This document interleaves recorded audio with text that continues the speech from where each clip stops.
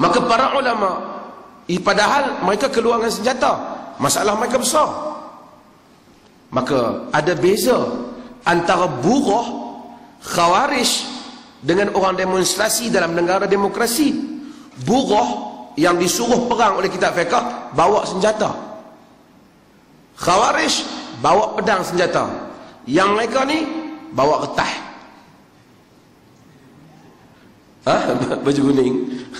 Itu masalah mereka lah, baju apa mereka pakai. Jadi kita tak boleh samakan, sebab fuqaha tidak samakan.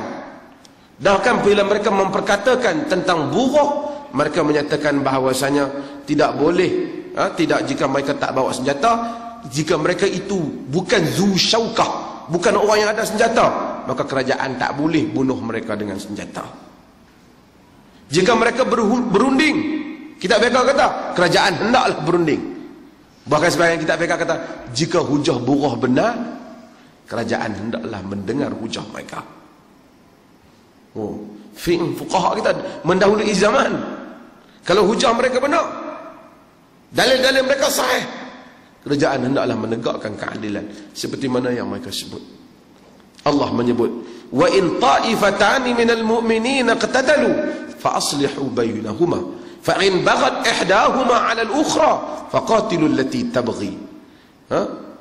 Ini walaupun ni ulama UMNO kata ini asal ayat buruh nak kena pada Aisyah.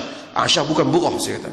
Tapi ayat ni Allah kata jika dua puak di kalangan orang Islam berperang, Allah tak kata peranglah yang di pihak mereka yang menentang pemerintah. Allah kata jika dua puak di kalangan orang Islam berperang, maka hendaklah kamu damaikan keduanya.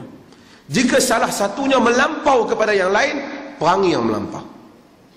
Perangi yang melampau. Ini kalau perang iqtatalu, perang. Dalam konteks negara demokrasi, mereka tak perang, mereka keluar saja. Saya bukan menyokong bersih ataupun tak. Saya setuju dengan Datuk Saifuddin Abdullah yang menyatakan Timbalan Menteri Pengajian Tinggi, dan beliau juga jemput untuk saya pergi besok lusa dalam sidang perbincangan pasca selepas bersih. Dan saya akan berikan pandangan, bukan tanda sokong ataupun tidak sokong, tapi dia menyatakan cara menangani ini salah. Cara menangani ini tak baik. Cara ni, kalau tanya saya, Britain 700,000 buat demonstrasi baru saja 2 minggu lepas, jalan macam tu, lepas tu habis. Kalau tanya saya, selagi mereka tak mengganas, bagi saja mereka buat, bagi 2 jam belah cukup.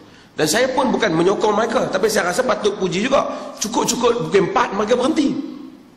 Betul mereka janji 2 jam, cukup 2 jam bagi tu. Kalau pihak kerajaan tak mau, besok 10 ataupun 11 kerajaan boleh kumpul pula lagi 50,000 kata tak setuju dengan permintaan mereka, habis kes, tutup kes.